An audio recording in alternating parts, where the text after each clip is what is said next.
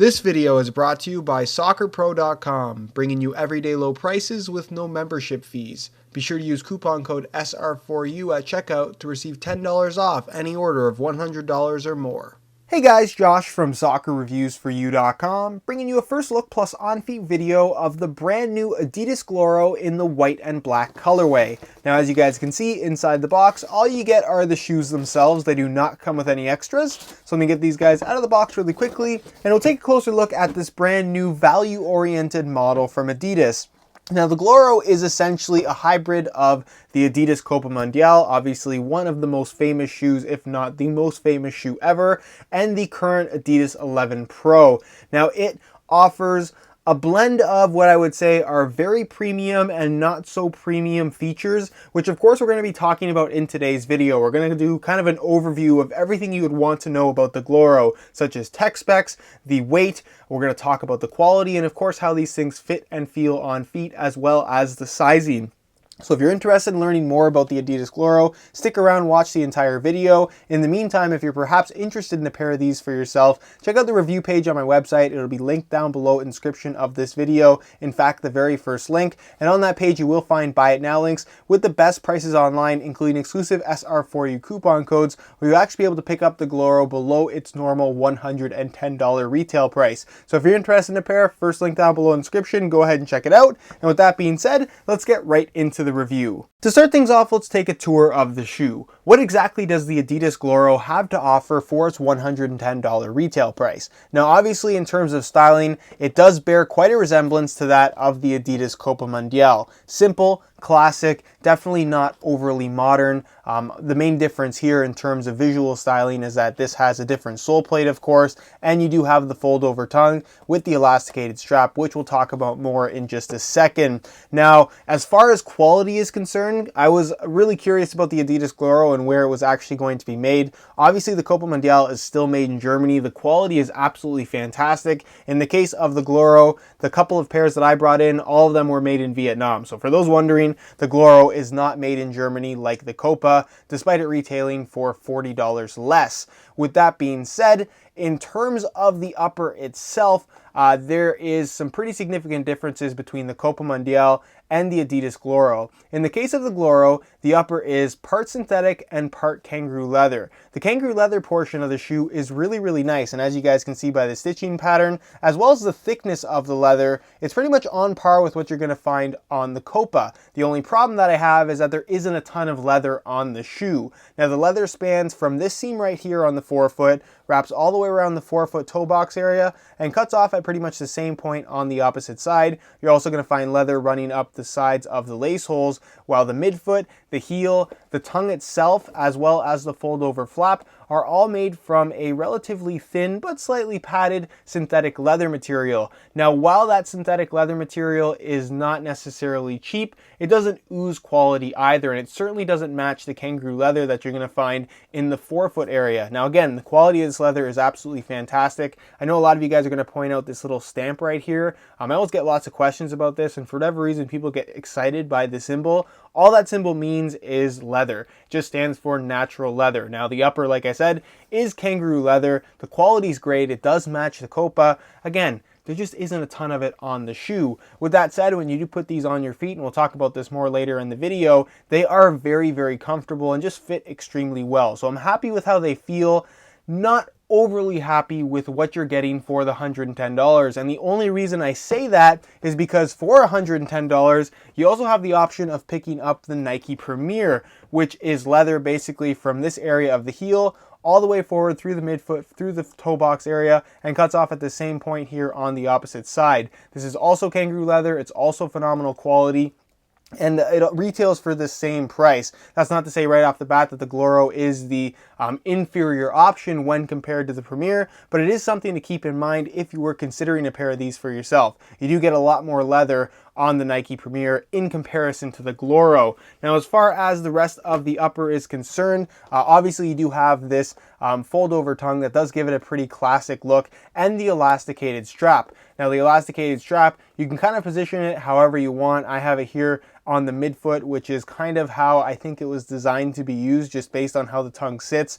when the strap is right there in the middle. But you can go a little bit more old school, like some of the guys used to wear with the Predators, where you kind of slide it forward like this. I personally like how that looks, although you are putting the elastic strap at risk when you do that. I know a lot of people are going to ask, will this elastic band snap on you? If you leave it in the midfoot like this, it's unlikely that you're going to have any issues, but after a certain amount of time, it still is, at the end of the day, just an elasticated strap. Although it does feel quite tough, it will break down eventually and could eventually snap on you, which I guess would be a bit of a bummer, but it's kind of the risk you take with this type of an element on the shoe. Now, if you remove the elastic strap, kind of just remove it from under the shoe, it is fixed to the tongue, as you guys can see. The underside does have the Gloro branding, and you can kind of get an idea of how thin this actually is. I know a lot of people don't like the tongue because of the extra bulk that it has, but it's so thin and it fits so well to the shoe that it's not something that's really going to bother you or get in the way while you're wearing these things. So that is nice. They did implement the old school look, but it's not going to provide a lot of extra bulk on the shoe, which is something that I was personally a little bit worried about. Now, moving on to the rear portion, it does have an internal plastic heel counter. The heel lining material is similar to what you're going to find on the Copa. It's kind of a synthetic leather, very smooth, minimal padding, but enough to provide a comfortable feel. And you're going to find that the insole is non-removable. Now, this is something that you're also going to find on the Copa Mundial, but the Copa Mundial hasn't been changed in quite a long time. And considering that the Adidas Gloro is a brand new shoe, I just expect a removable insole from a modern shoe, especially one that retails over $100. Again, something that you do get with the Nike Premier. It's not a deal breaker, but it is something worth mentioning.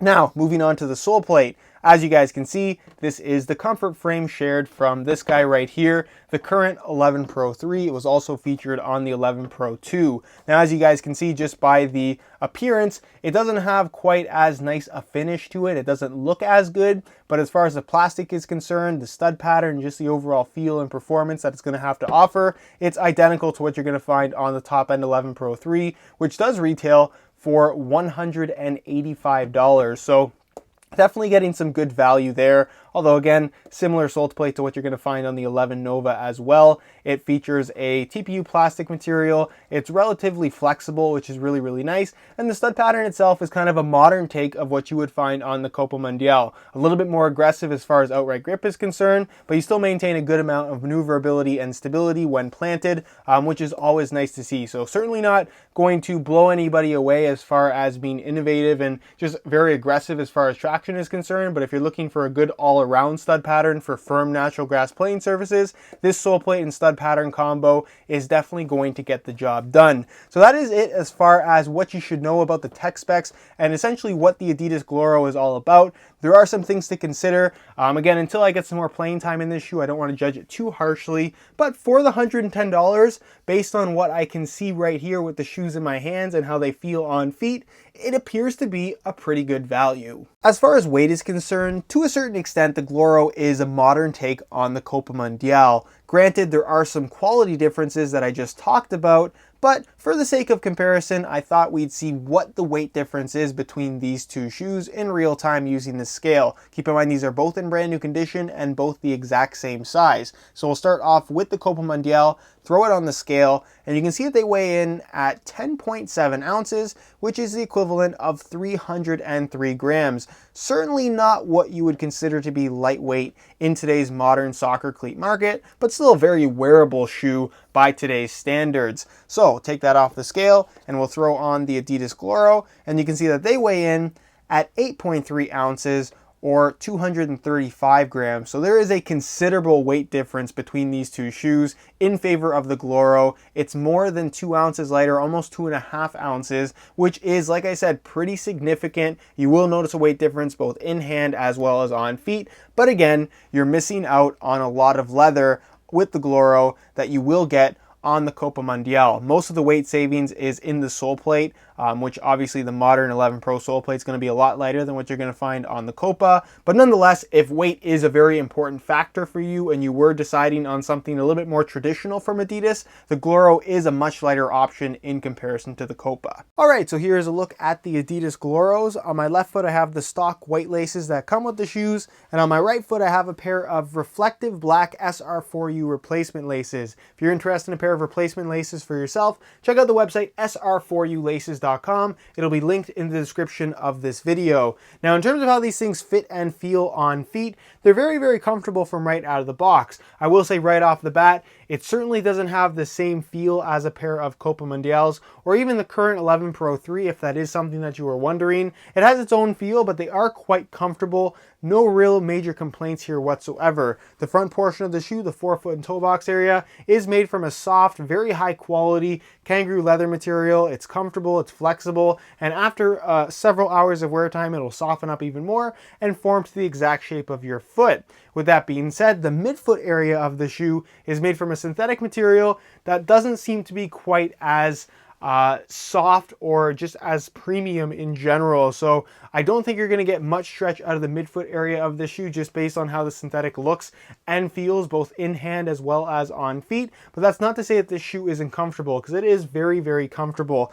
As far as width is concerned, like I said, you're going to get stretch in the forefoot and toe box area, whereas the midfoot is going to remain more or less the same even after break-in time. With that being said, they are wide enough to the point where they're going to be suitable for just about everybody. If you have really excessively wide feet, then perhaps these might not be wide enough for you. The Copa Mundial is probably going to be a better option just because you do have a full leather upper and the entire shoe will stretch, as opposed to just the forefoot and toe box area like you'll find on the Gloro.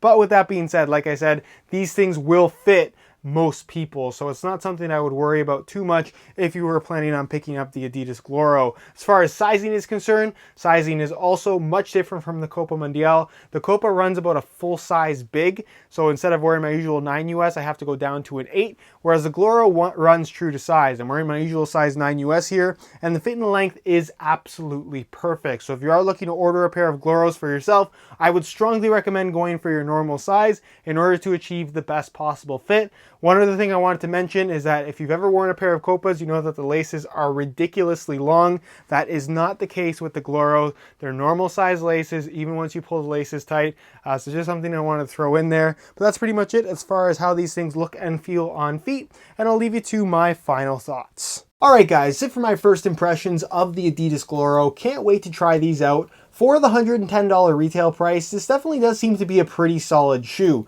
You get kangaroo leather on the upper, and you do get the 11 Pro sole plate and stud pattern. But with that being said, if I had one major complaint about this shoe, it's that it still is a majority synthetic upper, which is, in my opinion, a bit of a problem, but not necessarily a deal breaker. Like I said, they feel really good on feet. So I'm optimistic as to how these things will feel and perform in the long run. But like I said, as a $110 value, I think the Nike Premier should still be a pretty strong consideration, even though this is the latest and greatest as far as new releases are concerned. So just keep that in mind if you were planning on pulling the trigger on a pair of Gloros. With that being said, I will get to testing these things right away. And of course, we'll follow up with my full written review in the coming weeks, so stay tuned for that. In the meantime, if you guys have any questions regarding the Adidas Gloro, leave them down below in the comment section and definitely will get an answer out to you. If you have any suggestions as far as content is concerned, leave them down below in the comments as well. I take a look at every single one. If you enjoyed today's video, found it helpful and informative, be sure to support it with a like. Subscribe if you haven't already for daily videos on all the latest and greatest soccer gear. You can find all my social media information down below in the description as well. If you're interested in a pair of Gloros for yourself, again, first link down below in the description, it'll take you to the review page on my site where you will find buy it now links with the best prices online, including exclusive SR4U coupon codes where you will be able to pick these up below their normal retail price. Comparison videos are on the way. I know you guys probably want to see a comparison between the Copa and the Gloro, as well as the Nike Premier and the Gloro. Those are coming once I get some testing time. And that's pretty much it, guys. Hope you enjoyed today's video. And as always, thanks for watching.